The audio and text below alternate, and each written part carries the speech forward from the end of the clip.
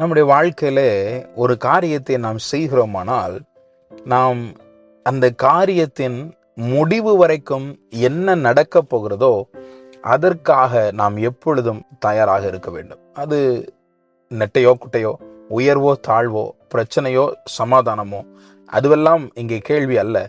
என்ன நடக்கப் போகிறது என்பதை நாம் அறிந்திருக்கிறோமோ அதற்கு நாம் தயாராக இருக்க வேண்டும். அப்பொழுதுதான் நாம் அதிலிருந்து மீண்டு வெற்றி பெற்று வர முடியும். பல நேரங்களில் சொல்வதுண்டு, அன்னன்னைக்கு என்ன பிரச்சனையோ அதை பார்த்துட்டு அப்படியே போயிட்டு இருப்போமே, அல்லது இன்னைக்கு உரியது சரியா போச்சுன்னா நமக்கு போதும்ல என்று சொல்லுகிறவர்கள் உண்டு. நம்முடைய வாழ்க்கையில வரப்போகிற காரியத்திற்கும் நாம் தயாராக இருக்க வேண்டும்.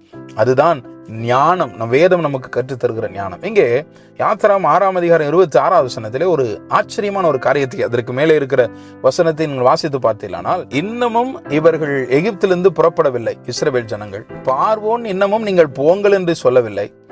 இதுதான் நடக்க போகிறது என்று சொல்லி பார்வோனும் இன்னும் 10 வாதைகளையும் இவர்கள் பார்க்கவில்லை. பார்வோன் அங்கே கடினமான ஒரு காரியத்தை சொல்லி இருக்கிறான். ஆனால் அங்கே தலைவர்கள் நியமிக்கப்படுகிறார்கள். ஒவ்வொரு கோத்திரத்திற்கும் தலைவர்கள் நியமிக்கப்படுகிறார்கள். ஏன்? இதுதான் வரப்போகிற காரியம்.